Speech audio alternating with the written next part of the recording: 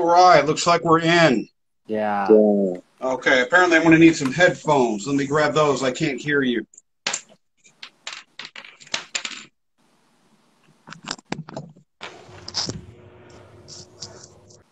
Okay, let's try this. Can you hear me? Yeah, can you hear me? Yep. These have gone through the washing machine a couple of times. I got a little nervous. Thanks, man. Thanks. Thank you for answering my invitation, man. Thanks. Yeah, no problem. No problem. So, yeah, they got bad hair today. That's all right, though. Who cares? It looks good. Yeah. Oh, well.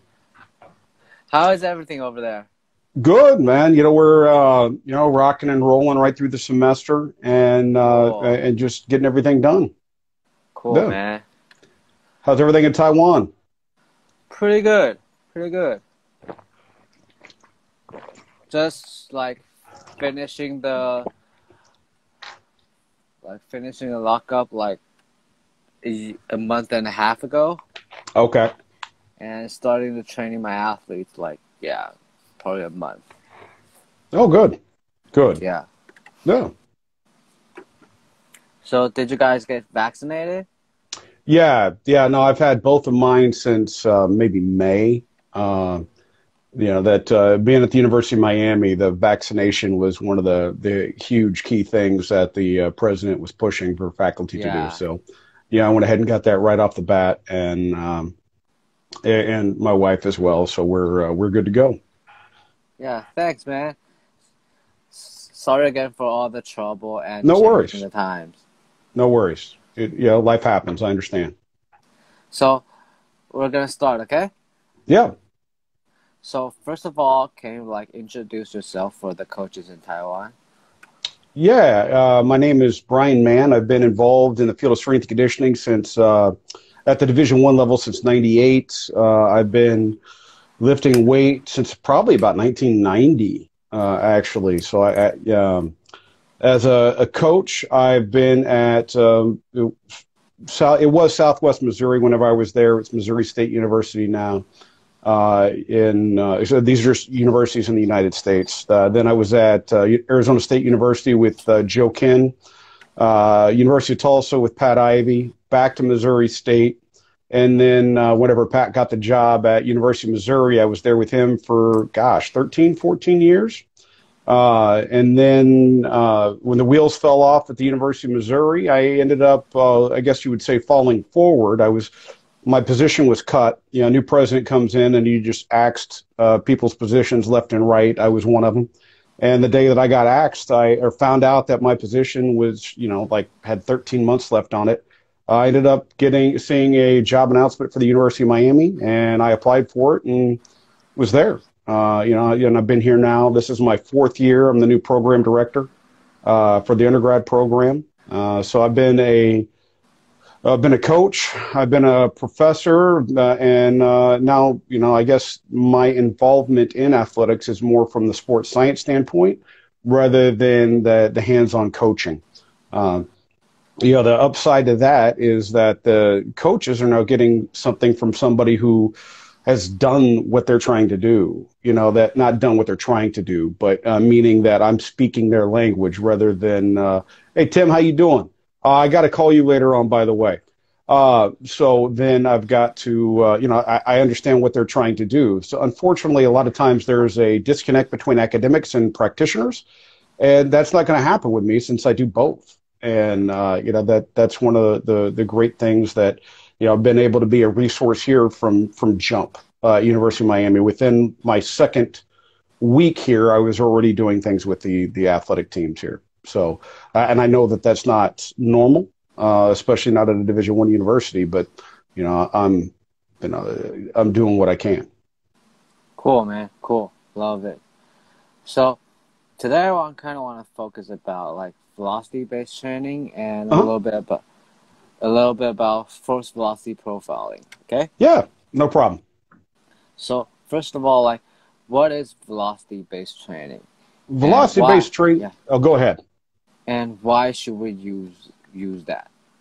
Well, if you're a beginner trainee, you shouldn't be using it. Velocity-based training, it started really because I don't like being told what to do. And honestly, calling it VBT is probably the worst possible name for it, but that's what I came up with at about like 2 o'clock in the morning at Port Call in Salt Lake City, Utah at the CSCCA. Because, you know, there was a lot more devices than just the Tendo, because I was just calling it Tendo training at the time. And yeah, be careful what you say when you're drunk, because that thing can, you know, stick. Here we are, you know, 16 years later, still calling it the same thing. But really what it is the utilization of velocity to dictate load. You know, in the paper, in the paper that Mladen and Eamon Flanagan posted, and published in the Journal of Australian Strength and Conditioning, they showed a preseason tested 1RM versus a velocity predicted 1RM. And there were days whenever the athlete with their predicted max was 30 kilos above what the preseason tested was. And there were days whenever the preseason, their preseason tested was 22 kilos above, approximately. That's just me looking and taking it across. I mean, we're looking at like a 52 kilo swing either way. And that's huge. And for an athlete, you know, if you give them too heavy of a load, you know, let's say we prescribe 92%. You know, I'm not going to prescribe 92% in season. That's just me. But if we're in season, I prescribe 92% off of your preseason tested 1RM. But you're 22 kilos down from that preseason tested 1RM today. Well, I'm probably giving you about 107 or 110%, and you're going to get hurt because I didn't know what I was doing. So the utilization of velocity just allows us to be right. And where it really came from was my background athletically. I guess if you want to call it athletically, is in the sport of powerlifting. And, you know, we use squat, bench, and deadlift there. And what I was trying to do was make the squat and deadlift be able to be used as a power exercise. And that's where it started, and it progressed from there. And looking at the load velocity relationships and looking at that with the traits, and really that's how it all began. Now, some of the exercises are going to have, you know, there's the zones that most people typically know, right? The 0.5 and below is absolute strength, 0.5 to 0.75 is accelerative, 0.75 to 1.0 is strength speed, 1.0 to 1.25, 1.3 is speed strength, and then greater than that is, I'm starting to call it starting speed rather than starting strength, because there's a disconnect there between the original language, the Soviet translation, and what is the current vernacular in America.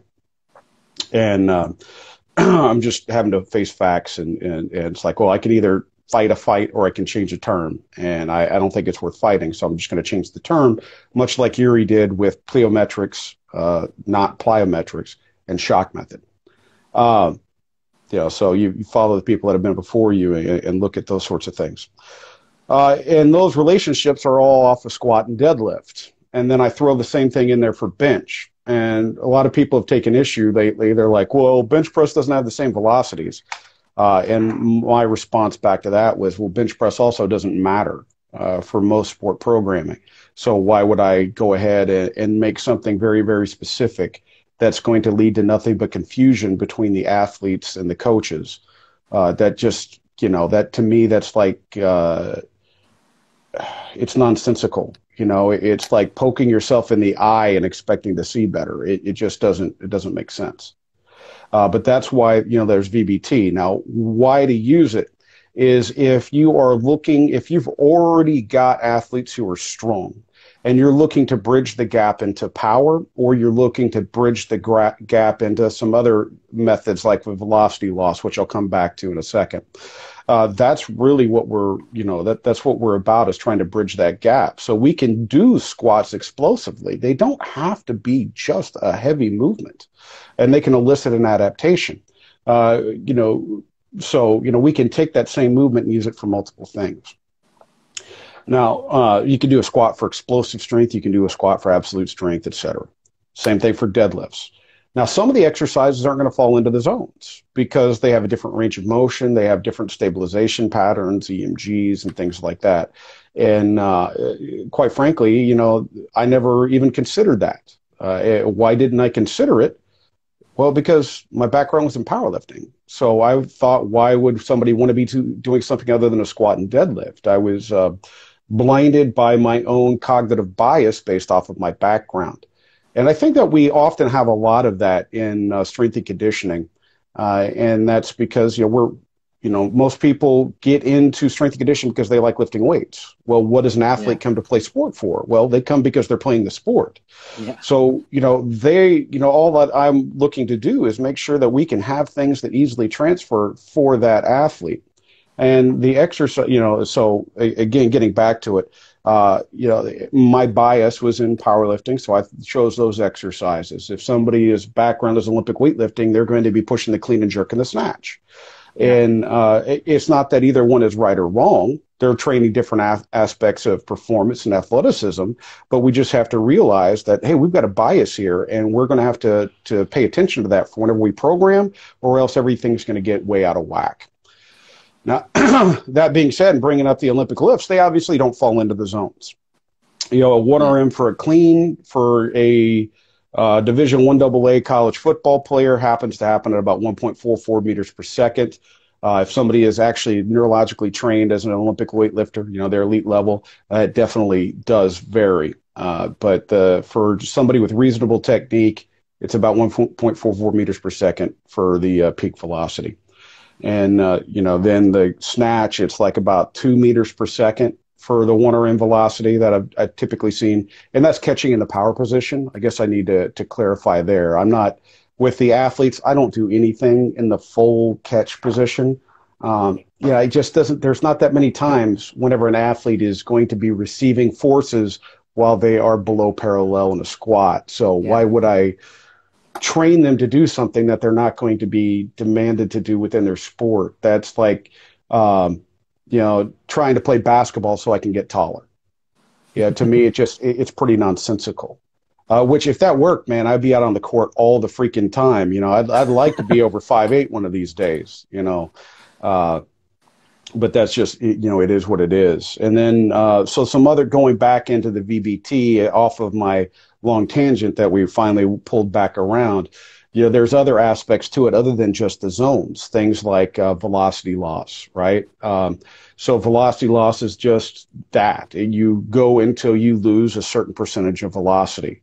And realizing that most people hit failure around 40 or 50% of velocity loss, if we give something below that, then that is indicative of mitigating some fatigue, right? So, and there's plenty of research that's been out there, especially coming out of Spain, and there's been some fantastic studies with, let me flip back into my Spanish here, Fernando Pareja Blanco. He's done some great studies with velocity loss in team sport athletes showing that, hey, they did half of the volume. They saw better strength gains. They saw better power gains. They saw better speed gains. They saw better change of direction gains from doing half the volume. So that's indicative of that more is not better. Better is better. And that's something that, allows us to change our viewpoints in training. Also, if we look at the force velocity relationships, not just the load velocity relationships, that can give us some ideas of how to alter the training for the team sport athletes. Yeah. If somebody is really, really great at low velocity and high force, like 1RM squat and things like that, a lot of people just assume that they're going to be running faster and jumping higher. And that isn't always the case. That might be pushing the envelope of what they're already good at. So if we push what they're good at, that's like saying, I'm really, really thirsty and need more caffeine. This is let's call this a half-liter bottle, and I want a liter of a caffeinated beverage in here right now because my daughter's kept me up all night. What's going to happen if I try and put a liter of liquid into a half-liter bottle? It's going to spill all over.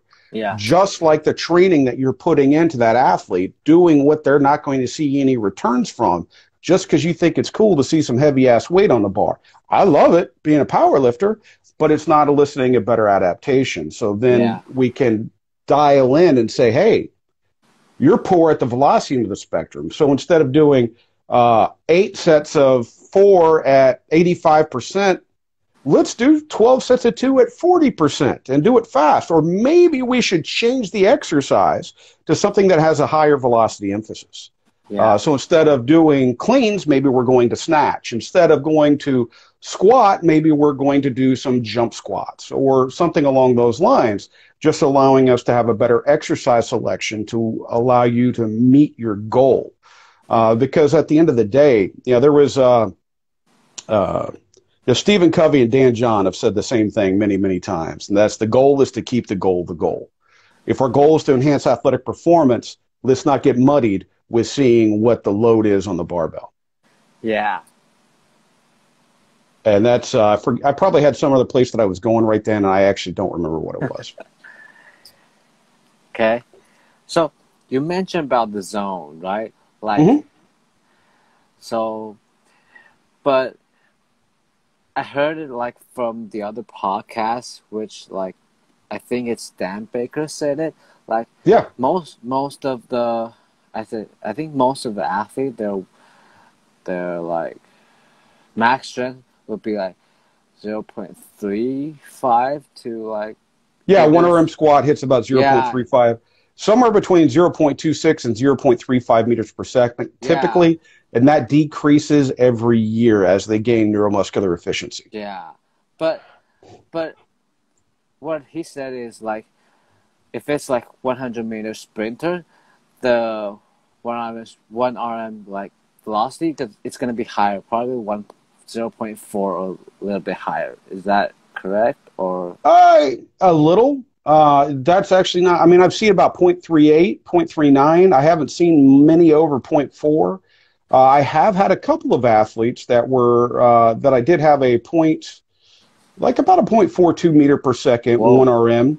But also, these athletes were not super strong either. Okay. So, it could have been a force velocity relationship that may have been off. But if they're a 100-meter sprinter, max force probably isn't the most important for them. Yeah. So they need to just keep pushing whatever is going to allow that to improve. Now, Dan and I, whenever we sit and talk, I'll tell you this right off the bat, we agree on way more than we disagree on.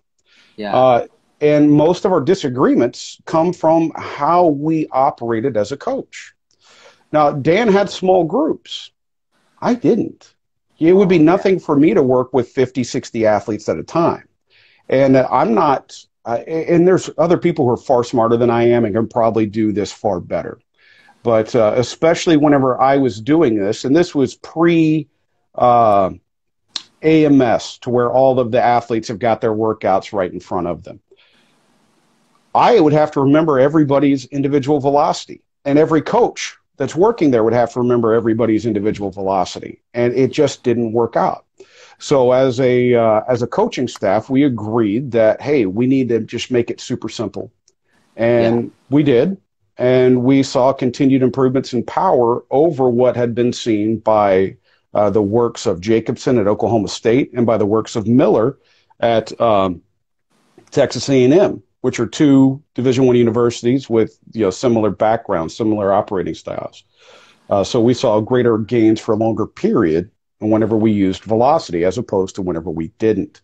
I've got that out in a poster publication, so if somebody wants to find that, it was, probably 2015, 2016. So they would be able to find that abstract in one of the NSCA journals that have got the national conference abstracts in them. So, most of our variations occur as a result of that. Now, will I have athletes that don't fall into the zones? Yeah. And if they're good, I'll go ahead and I'll alter their prescription. But that's where I start everybody at. And also if an athlete is not marquee and they're not falling into the zones, not marquee, not somebody who will ever see the field, who will never actually play. I never ended up changing their individual velocities because why am I going? This sounds very, very harsh. But if I spend a lot of time individualizing programming for somebody who's not going to see the field, I'm probably going to get fired. Yeah. Because I'm not taking my time doing the stuff that I need to do for what's going to enhance results. Yeah. So the duds, I didn't alter. The studs, yeah, we would move some of them up. But how many do we have to move up? Well, you know, outliers make up, what, like 3% if they're 3 standard deviations away. And then, you know, 16% if they're 2 standard deviations away. So, I mean, we're looking at 19% of the team might have an alteration, but they're usually still close enough that where it didn't matter. So for that 3% of the people, we would go ahead and alter it on up. Now, some people will say, well, you're losing a lot of your results because if you're going off of the mean, that's not as good as going off of an individual. And, you know, they're absolutely correct. But I just could not do that in a sustainable manner. Could we do it for 1 session? Yeah, we could do it for 1. Could we do it for 2? Yeah, we could do it for 2. What about for 30? That gets really old, and that's just whenever all of your work is worrying about the velocities and not about the technique and not about enforcement of standards, then what you've got is a time suck. You don't have a training methodology. You got a time suck, and then you're not going to want to continue it. It's not going to be sustainable. It doesn't matter how good the results are if something is not sustainable. So I think that's something that has to be taken into account too. There's a reason why the practitioners love the zones and they didn't love the individual load velocity relationships, because it was sustainable. Yeah. And, you know, that's something that I'll you know, for the people who want and can do the individual load velocity relationships, fantastic, man, roll with it. This, with me having, 65 track athletes, 25 soccer athletes on the floor at the same time, both of my teams who I'm in control of training, having 90 people on the floor at the same time, I'm not doing individual load velocity relationships. Yeah. I can't do it. Yeah. Other people might be able to figure it out, and they're far smarter than me. I'm not the first to admit I'm dumb, right? I've had 9 concussions. I struggled through my undergraduate program. But, you know, here I am today, doing what I'm doing and doing what I love. Is there better ways to do it? Yeah. But, you know, a lot of times the better ways to do it end up making it not sustainable. So, you know, that's my thought there. If you work with small groups, absolutely. You'd be stupid not to use individual load velocity relationships. Yeah. But if you're working with a team sport, you got 50 people on the floor at the same time, man, slap yourself if you think you can do that. Yeah. It just doesn't make sense to me. Thanks, man. I'm sorry. I'm not saying this to be disrespectful. Just no, not at all. I've had enough people say that to me that it's just like, hey, I want to go ahead and get it out there. Now, and honestly, Dan and I are friends, man. You know, we'll hang out and have a good time. I love Cersei. I love him. You know, it just don't drink with them, because you're going to have a hangover for at least 2 or 3 days. You know, I don't know how far Taiwan is from Bali. I'm geographically challenged in Florida, the state that I live in right now. I have no idea where Bali is in relation to Taiwan. But if you go over to Bali, don't go drink with Dan. Go have a drink with Dan. But you stop and let him keep going. I made that mistake and was hungover for 2 days. But okay. Yeah, no, Eric, there was nothing disrespectful taken from that. It was just like, hey, I've heard this so many times. Let's get it out on a podcast. Thanks, man. Thanks. So I'm going to jump into the next question. For velocity-based training, there's like clean and snatch or high pull. They usually use like peak velocity, right? Yeah. I like peak velocity better than I like average velocity for them. Yeah, but why does like squat and like deadlift or they use like average velocity? Yeah, that's a great question, and let's get to it. Now, I guess let's start with the characteristics of the Olympic weightlifting movement, or if it should be done. What are the characteristics of Olympic weightlifting movement? What do they do for an Olympic weightlifting movement? For the snatch and the jerk, well, how is it performed? Especially coming off the floor, it comes off pretty slow, and then you hit that second pull, and then what happens to the barbell? That floats up into the air, then you drop underneath and catch it. So that's a ballistic movement. Yeah. So what is responsible for the velocity of the barbell while it's being projected? for the acceleration or deceleration of it. After that second pull. So once you hit that second pull and you float the barbell up into the air, what's in control of either producing the force or slowing down, producing the velocity, accelerating the barbell or decelerating the barbell? What's responsible at that point in time? Gravity? Exactly. It ain't you, it's gravity. Now couple that with, if we have a defined moment when something happens, would you, and you know from other research that all of this happens at one specific point, would you choose to look at that one specific point, or would you choose to look at everything else, a lot of which does not matter for the movement? One specific point. And if we know that there is one specific point at the top of the second pull when peak velocity occurs, why would we want to look at the mean that takes into account everything else? So what typically would happen with me, and what I noticed with the coaching of the athletes, now I worked with a lot of collision sport athletes, contact and collision sport. Having shoulder, elbow, and wrist injuries, it wasn't only not uncommon.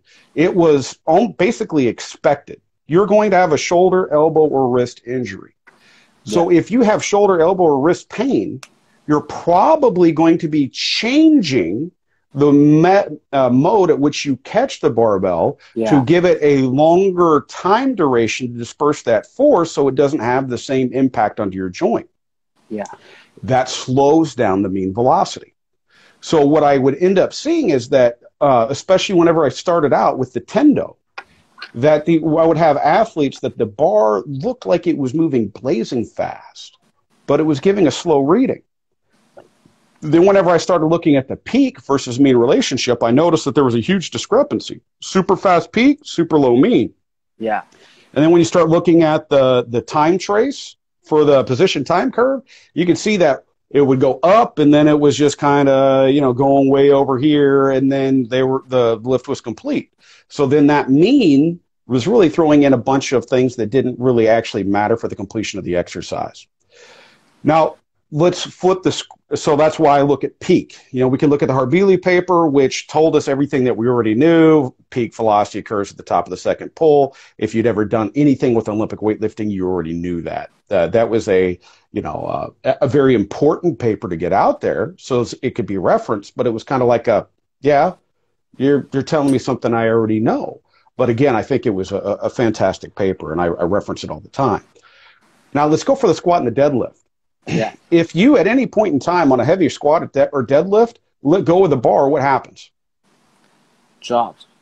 It drops. So you're not completing the lift. You're in charge of the force production for the entirety of the motion. The mean velocity, whenever we're looking at a whole, an entire team, tends to have a much stronger relationship in terms of R squared or an effect size between the load velocity relationship than peak. Now, if you're looking at just an individual, you could use whatever you want as long as you stay consistent. Okay.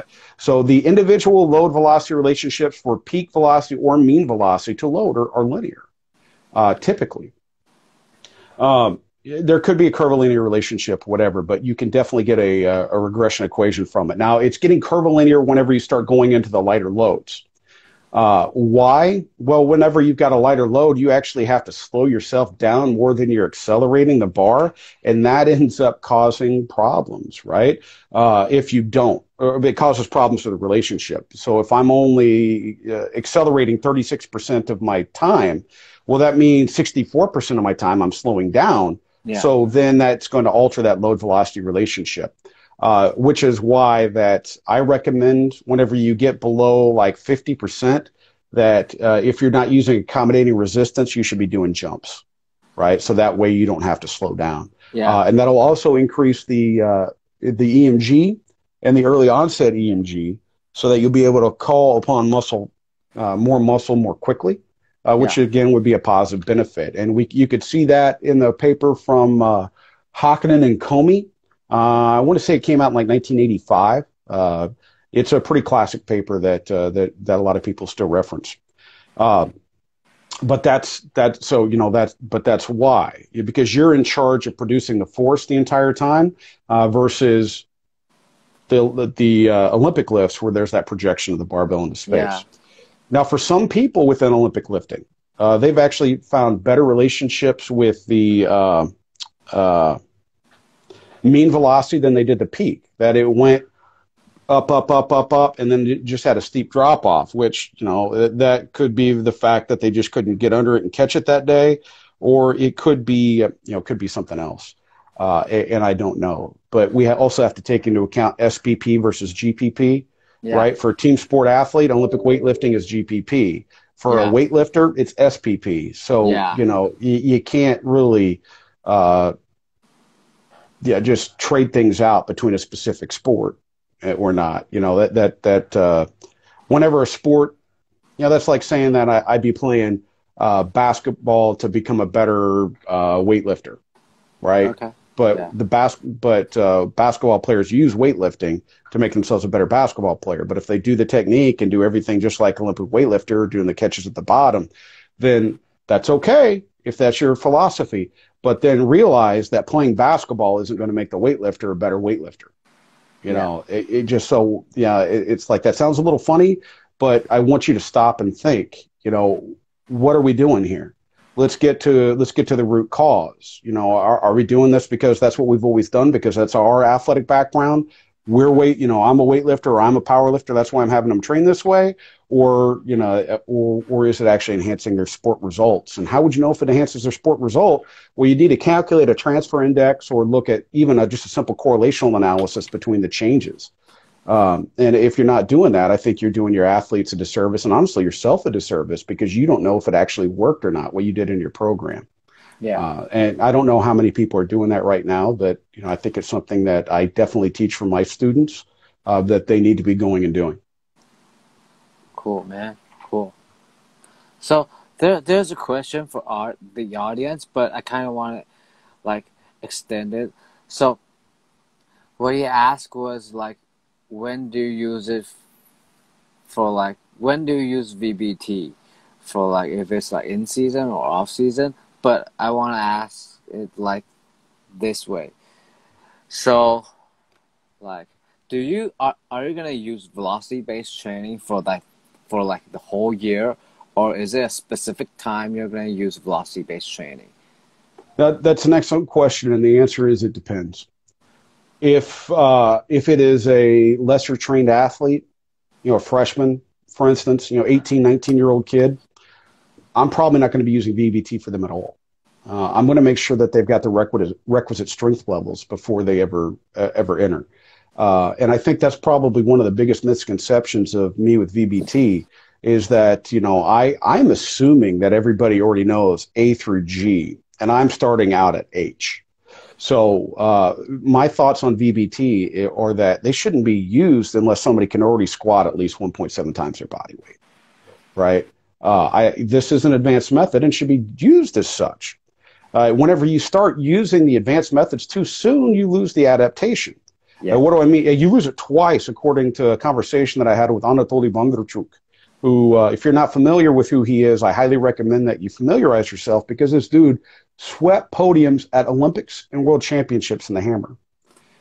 Now, and it wasn't just once. I mean, we're talking multiple times. He would show up and everybody, if his athlete showed up, everybody just went ahead and gave in.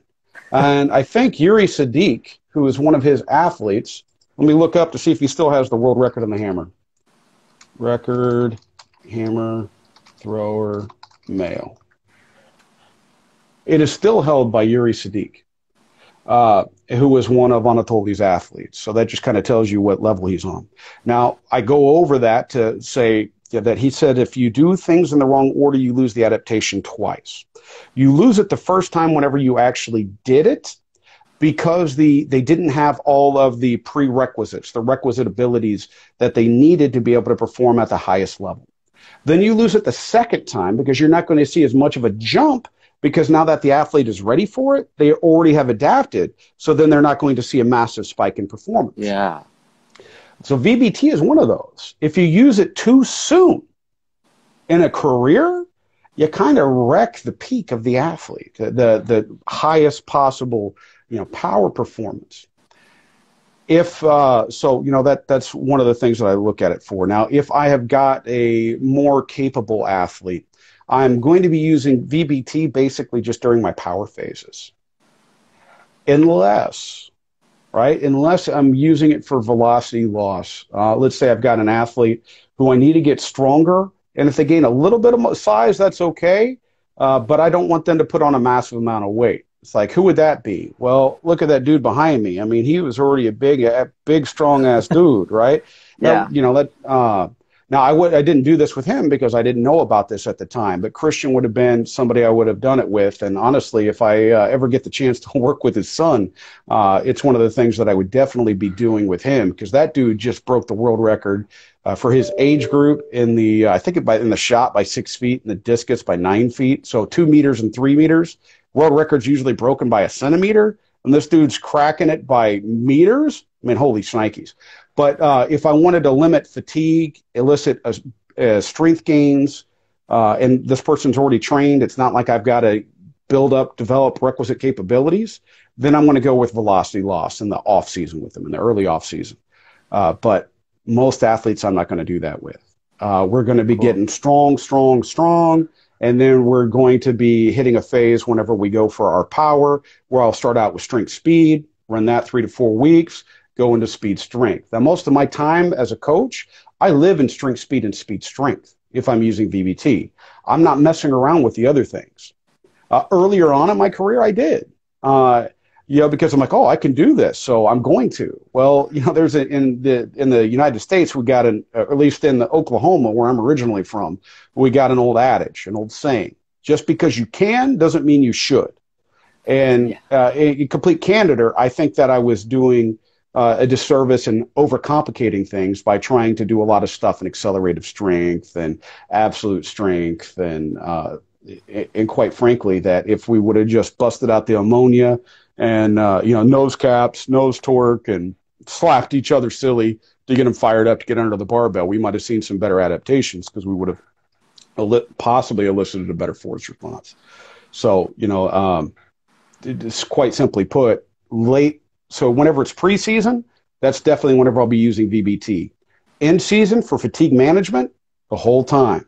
But off season, who cares? Get them strong. Yeah. Get them what they need. Yeah. Get them what they need. Now, if they need power, right, then I'm absolutely doing VBT with them right off the bat. If they are a velocity deficient athlete who's already extremely strong, then yeah, dude, why are we wasting time? Let's get the adaptations that you need.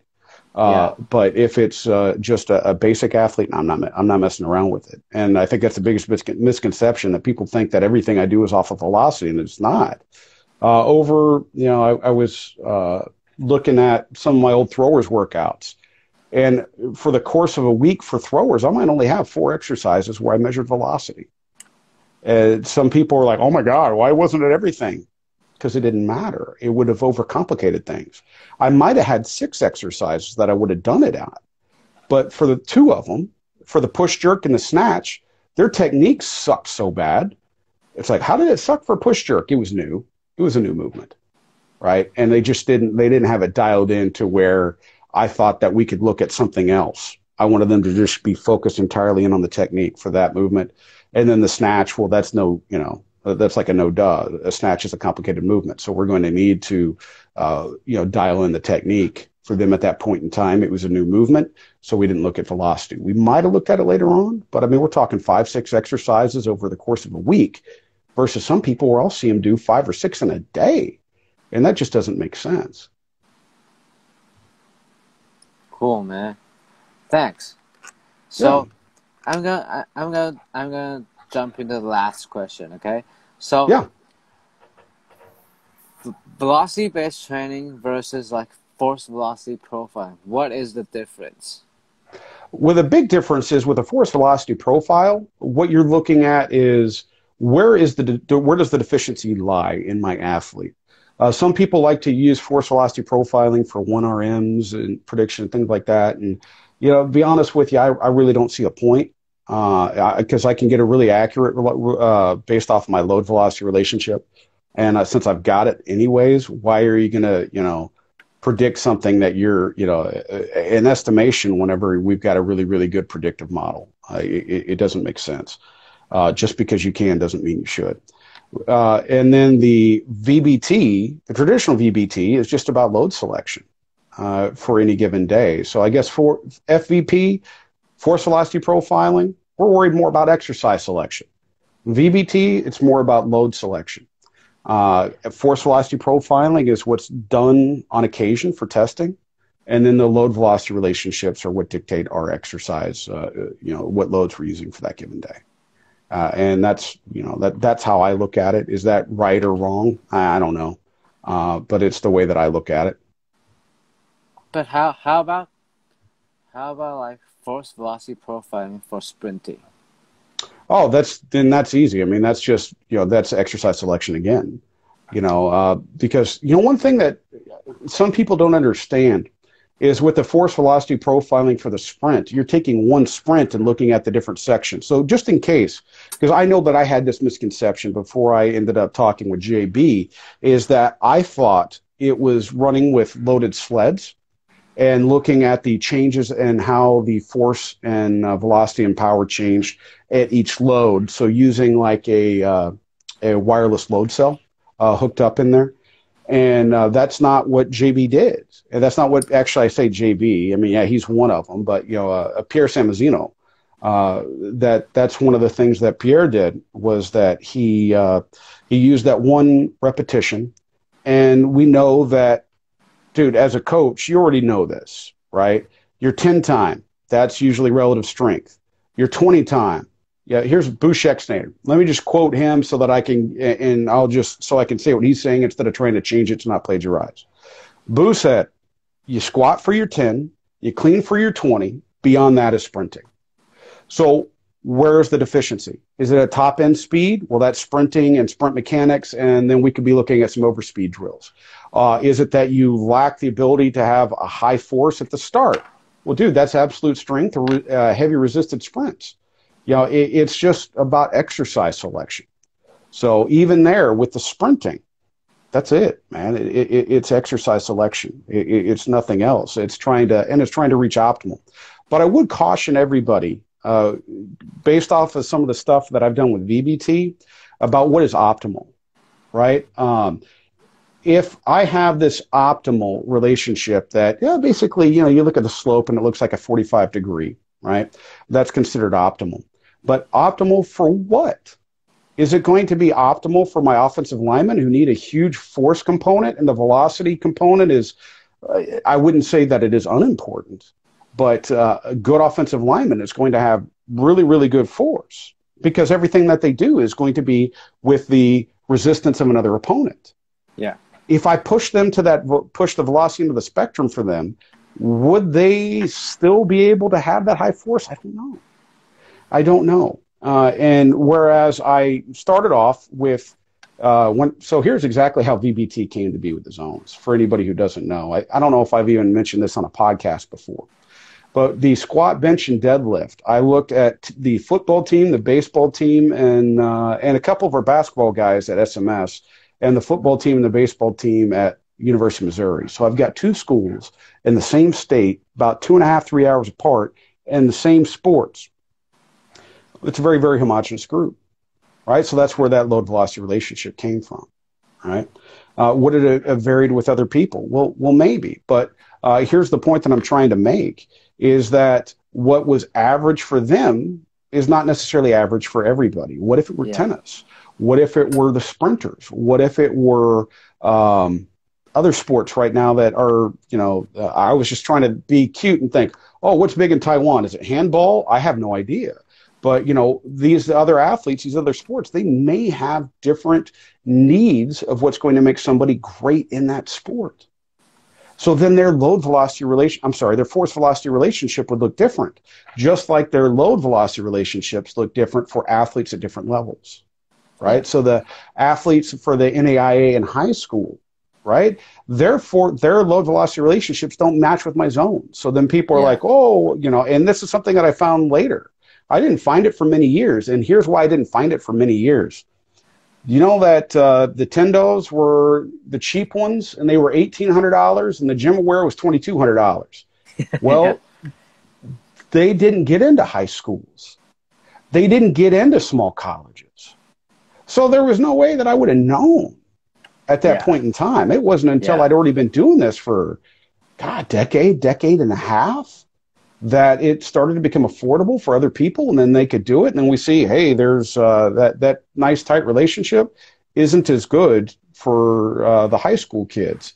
You know, it's a much broader standard deviation. Instead of like 0.06 that it was for the Division I athletes, it was like 0.2. I'm like, shit, that's a big spread. Well, then if they bucketed those athletes, somebody basically, you could say, hey, here's my person who's got a shot at playing college. Here's my people who don't have a shot at playing college, and they bucket those. The relationship becomes a lot closer. It's still not as good as it was for our Division I athletes. But this is also why they do, you know, specific equations, population-specific equations for things. A few months ago, we published that the prediction equation for power for standing long jump between, for Division I football players. Well, whenever we put it into my class, not my class, excuse me, one of our classes here, one of the lab classes, it turns out that whenever the female people in the class did it, some of them had negative powers.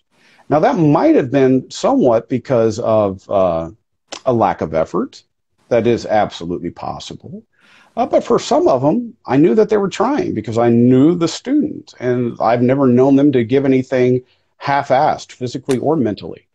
So then it just led me to thinking, hey, this is something we probably ought to look at and do a better job of, and how we might require population-specific equations, or later, whenever we get one massive equation, that gender would be one of the variables within it. So that's a long roundabout way of, showing that, there is a weakness there, but there's inherent weakness, there's inherent flaws in everything. So, know what you're doing. But again, now that we've got those, the ability to collect the data for things that are much cheaper, like it's not called open barbell anymore. There's some really cheap linear position transducers for $300 or $400, as opposed to the $1,800 and $2,200 of the GymAware and the Tendo. Are they good? I have no idea. I haven't used them. I'm a GymAware guy. I love the x-axis correction and the way that they can pull the data from the cloud. That makes my life so much easier. But now that we've got the ability to look at all these things, I think that we need to look at creating what's optimal for the specific populations. What's optimal for track might not be what's optimal for football, might not be what's optimal for basketball, might not be optimal for hockey or lacrosse or handball. What are the big sports in Taiwan anyways? I have no idea. Baseball? Baseball. Okay, well then that's actually, we're already good there, so I don't have to worry about that. The load velocity relationship on everything, but trap bar deadlift is pretty solid. Trap bar deadlift isn't going to be solid because there was a paper by, I think it was Helms. I think it was Eric Helms, and Mike Zordos was the anchor on that paper, where they saw that there was not a difference in the 1RM velocities of athletes of different heights. And it was female athletes, and I want to say softball, but I can't remember exactly. And here's why. If you go into a weight room anywhere in the United States, you'll see this, that if somebody is a taller athlete, what is their stance width compared to a shorter athlete? It's going to stand probably wider. It's wider. They're adding to the frontal plane to take away from the sagittal plane. So then that range of motion isn't tremendously different. We could go back in and we could look at lift depth and everything, and there's going to be variations that exist within heights and all of that, and leg lengths and torso lengths and all that. But essentially that it's not enough of a difference to make a difference in the outcome, right? So it would probably be, even if it was statistically significant, the effect size of it would be relatively small. Yeah. It's like, okay, there's a difference, but so what? Who actually cares about this? That's so I guess for the listeners, whenever you look at statistics and you just look for that p-value, it's like, oh, the p is less than 0.05. That means this. Look at the effect size too, right? Look at the Cohen's d, look at the partial eta squared. You'll look at the effect size. That gives you the so what, because just because something is statistically significant can still be clinically meaningless. Okay. And yeah, so we gotta look at that. Yeah. Thanks. Yeah, appreciate it, man. My pleasure. That's the last question I have. So at the end, like if there's coaches want to reach out to you or they have questions for velocity-based training, or just like other like training method, where can they reach out to you? Well, I've got for your listeners, I've got the code if they want to get deep dive into VBT. If they go to Stronger Experts, and I got to look up. I told you the code, but I already forgot it. I think it's like Bryan 60, right? Yeah, very well might be. I'm just trying to pull that up right now because I don't. Yeah, Bryan 60, BRYAN 60 at strongerexperts.com. They'll get $60 off either the course for VBT or the course with a Flex. So the Flex is an add-on. So if you're looking for a device, it's a pretty good one if you're looking just for individual. I've not used, but I've heard that there's team functions now with it. So that might be something to take a look at. Specific questions that are, about specific, areas. You can try and email me. I'm tough to get a hold of email right now. Being program director and the stuff that I do for the NSCA, it's not uncommon. Right now, from the past 10 days, I've got 738 unread emails. So I'm tough, dude. It's bad. I apologize if somebody's trying to get a hold of me by email and I don't get back to them. Email me again, and hopefully, by the third time, I'll recognize the name and be like, okay, all right, let's go. Let's see what they want. Excuse me. But while I'm very, very busy, I'm not that popular. So social media is usually a better way to get a hold of me. In 10 days, I've got 1,000 emails, but I also, it's well over 1,000. I usually average about 200 a day. But I'm not very popular, right? So I'm busy, but I'm not popular. So I'll get 1 tweet, 2 tweets a week, a couple of Instagram messages, which, that I'm getting better at being able to check the whenever somebody's not a friend. I don't know how to work this shit, obviously, that I had these problems coming in. You put me in front of force plates and I can do that. But social media, I guess it's the gray in my beard. I'm getting to be that grandpa that has to have the kids come in and fix everything for them. But yeah, social media, all of them are just J Bryan Mann, JBRYANMANN. And I'll usually get back to you pretty quick. And some people will send me a long email, and then they'll follow it up with a social media tweet, message, whatever, and I get to them that way. Cool. Thanks, my office number, if they want it, 305-284-5844. Emails bman@miami.edu. Cool, man. Thanks. Appreciate it. My pleasure. So, thank you for your time, and I would really love to invite you for a second time. Okay? Yeah. I'm gonna message you. Sounds good. Thanks. My pleasure. See you. See ya. Fuck do I hit? So that's all for today. Thank you all.